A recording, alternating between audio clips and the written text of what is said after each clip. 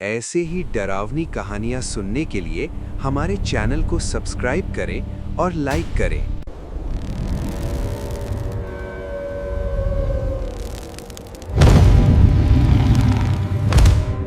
रात के 11:30 बज रहे थे।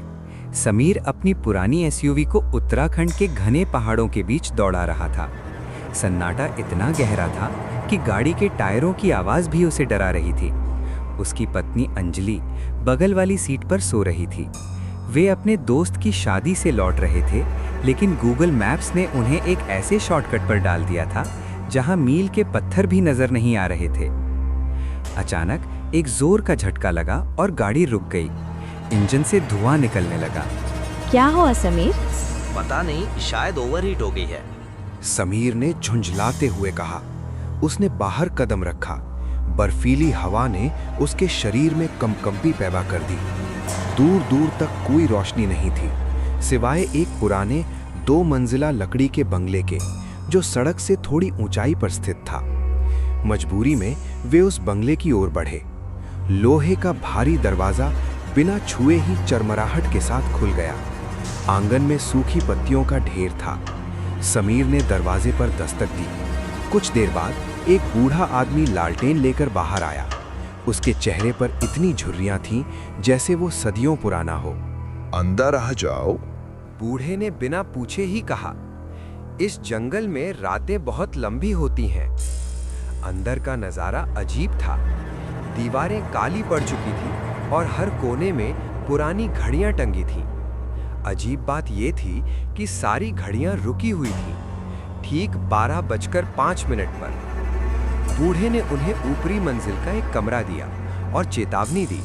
रात को चाहे जो सुनाई दे, इस कमरे का दरवाजा मत खोलना। और हाँ, सामने वाले गलियारे के अंत में जो काला दरवाजा है, उसके पास भी मत जाना। अंजलि और समीर कमरे में थे। रात के सन्नाटे में अचानक कुछ आवाजें आने लगी। टप टप टप, जैसे छत से पानी गिर रहा हो। समीर ने ऊपर देखा। छत सूखी थी। फिर आवाज बदली। अब वो किसी के घसीटने की आवाज थी। ऐसा लग रहा था जैसे कोई भारी बोरी फर्श पर खींच रहा हो। समीर, मुझे डर लग रहा है। अंजलि ने समीर का हाथ कसकर पकड़ लिया। तभी कमरे के बाहर के गलियारे से एक धीमी आवाज आई। एक औरत के रोने की आवाज। वो रोते हुए कह रही थी, मेरा बच्चा, मेरे बच्चे को बचाओ। समीर से रहा नहीं गया। उसने बूढ़े की चेतावनी अनसुनी कर दी और धीरे से दरवाजा खोला। गलियारा धुंध से भरा था।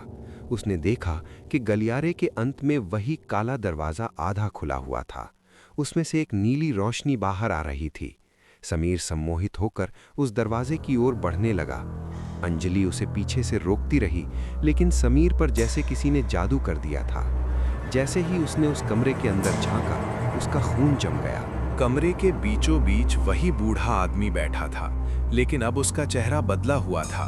उसकी आंखें नहीं थीं, सिर्फ 2 खाली गड्ढे थे। वो एक पालने को झुला रहा था, लेकिन पालने में कोई बच्चा नहीं, बल्कि एक इंसानी खोपड़ी थी।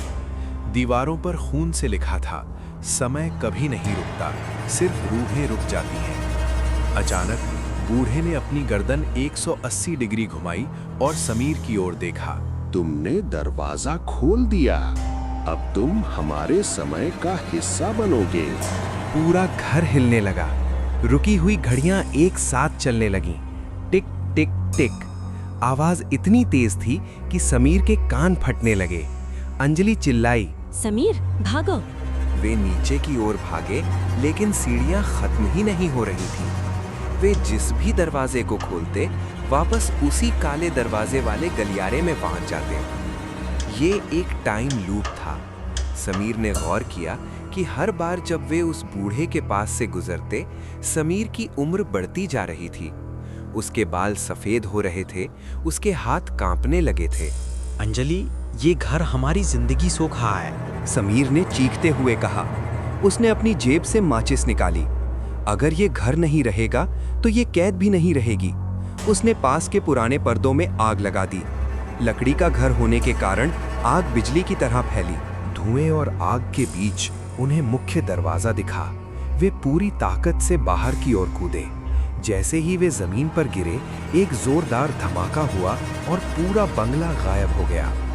वहां सिर्फ राख का एक ढेर था और पुरानी सड़ी हुई लकड़ियां। समीर और अंजलि हांफते हुए सड़क की ओर भागे। सुबह की पहली किरण फूट रही थी। सामने से एक पुलिस की गाड़ी आती दिखी। उन्होंने हाथ देकर उसे रोका। पुलिस ऑफिसर बाहर निकला और उन्हें गौर से देखा।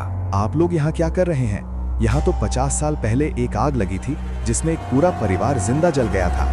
हम बस अभी वहाँ से बचकर निकले हैं। ऑफिसर ने अजीब नजरों से समीर को देखा। साहब, आप अपना चेहरा शीशे में देखेंगे? समीर ने गाड़ी के साइड मिरर में देखा। जीप उसके गले में ही फंस गई। अंधे में एक 80 साल का बूढ़ा उसे देख रहा था। उसकी कलाई पर बंधी घड़ी अभी अभी रुकी थी, ठीक 12:05 पर। बगल में अंजलि की जगह सिर्फ राख का एक ढेर पड़ा था। पीछे से वही धीमी आवाज आई, अंदर आ जाओ, रात बहुत लंबी है।